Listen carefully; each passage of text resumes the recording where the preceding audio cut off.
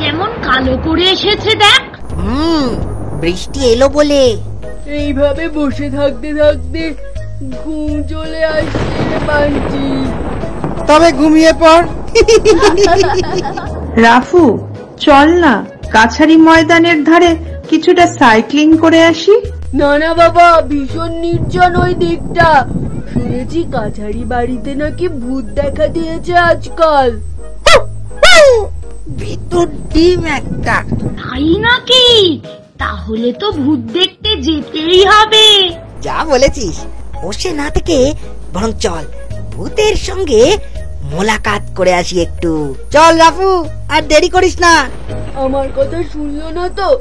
দেখবে কি হয়। পাপাই, উঠে আয়। আরে তুই কি একা?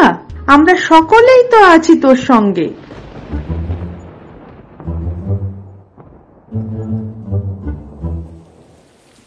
এই রে, এই বৃষ্টি যে থামেই না। অন্ধকারও নেমে এলো দেখছি।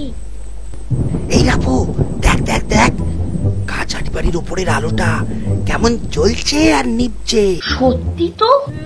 আমি বলেছিলাম না এই ভাঙা বাড়িতে ভূত আছে। চল গিয়ে দেখি। দারুণ ব্যাপার। চল পিছন দিকের পথ ধরে যাই। এই এই আসছো আসছো, আস্তে পায়ের আওয়াজ করিস না, আস্তে আস্তে চল। দেখতে তো পাচ্ছি না কাউকে। ওই যে মোমবাতিটা পড়ে পাশেই দেশলাই, দাঁড়া আলোটা জ্বালি।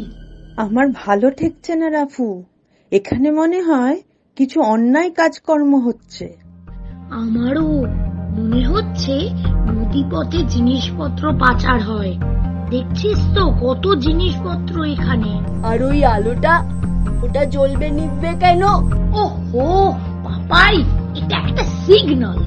আলো জেলে নিভিয়ে বোঝানো হয় যে এবার আমি যাচ্ছি বা তোমরা এসো।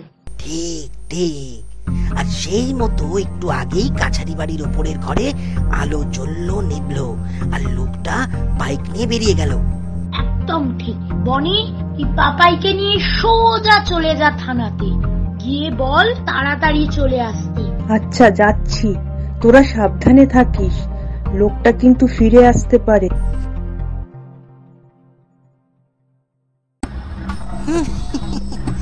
হাঁপ ছেড়ে বাঁচলো মোটাটা। কটা বাজে কে জানে, লোকটাও তো আসছে না রাফু। অপেক্ষা করা ছাড়া আমাদের কিছু করার নেই বান্টি। কেউ আসছে মনে হচ্ছে। সানডে, সরে আয়, দেখতে পেলে সব মাটি হয়ে যাবে। আমার কেমন সন্দেহ হচ্ছে কেউ যেন এখানে এসেছিল। কেন, কি দেখে তোর সন্দেহ হচ্ছে রে? আমার স্পষ্ট মনে আছে, যাওয়ার সময় আমি আলো নিভিয়ে গেছি। সে কি? দাঁড়াও, ওই কে আছো? বেরিয়ে এসো বলছি, নইলে। আরে ওটা কি?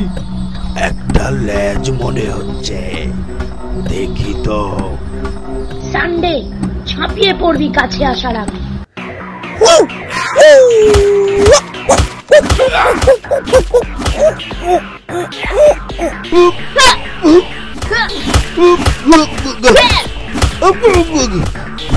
তোমরা এক পাও নড়বে না, এই বাড়ি ঘিরে ফেলা হয়েছে।